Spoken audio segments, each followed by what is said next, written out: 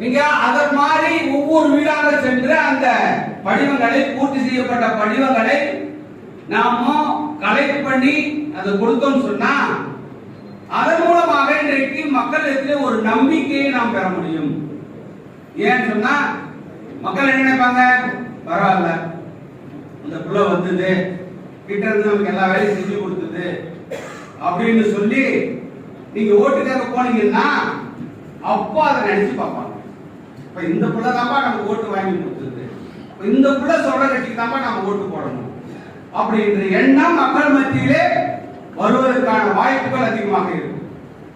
ஏன்னா இது ஏதோ ஒரு அலட்சியமா என்னன்னா தேர்தல் கமிஷன் பார்த்துக்க போகுது, அவங்க பார்த்துக்க போறாங்க, நம்ம இல்லைன்னா மற்ற கட்சிக்கு அவங்க பார்த்துக்க போறாங்க அப்படின்னு நம்ம அலட்சியமாக இருக்கக்கூடாது. இது தேர்தலுக்கான இது ஒரு அடிப்படை வேலை.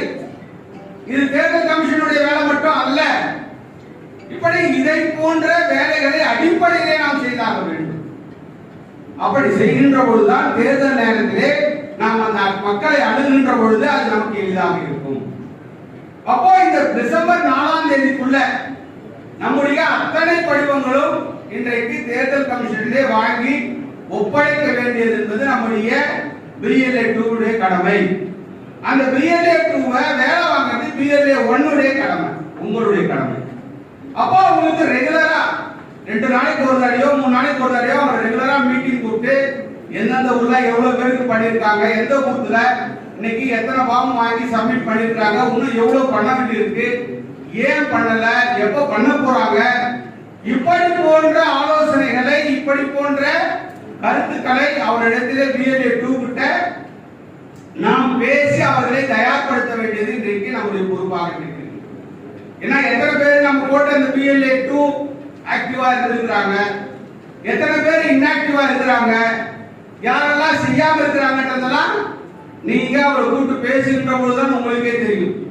நீங்க பேசல அப்படின்னு சொன்னா அந்த காலக்கெடு முடிஞ்சிச்சு சொன்னா நாம ஒண்ணும் பண்ண முடியாது. அதுக்கான வாய்ப்புகள் மிக மிக குறைவு. எனவே நாம் இந்த நேரத்திலே கவனமாக இருந்து இந்த பணிகளை சிறப்பாக செய்கின்ற பொழுது நம்முடைய மாநில தலைவர் சொல்றது போல நாம் ஏற்கனவே சொன்னது மாதிரி நம்முடைய புதுவை மாநிலத்தில் பாரதிய ஜனதா கட்சியுடைய தனித்த ஆட்சி என்பது நம்முடைய லட்சியம்.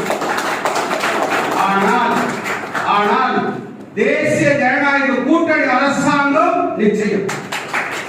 அதை மட்டும் மனதிலே வைத்து நாம் பணியாற்ற வேண்டும், தேர்தலிலே களத்திலே பணியாற்ற வேண்டும். அப்படி பணியாற்றுகின்ற பொழுது நீங்க பாத்தீங்கன்னா ஒரு காலத்துல இன்றைக்கு முன்னாள் முதலமைச்சர் சொல்லுகின்ற பொழுது சொல்லுவாங்க, ஒவ்வொரு நேரத்திலும்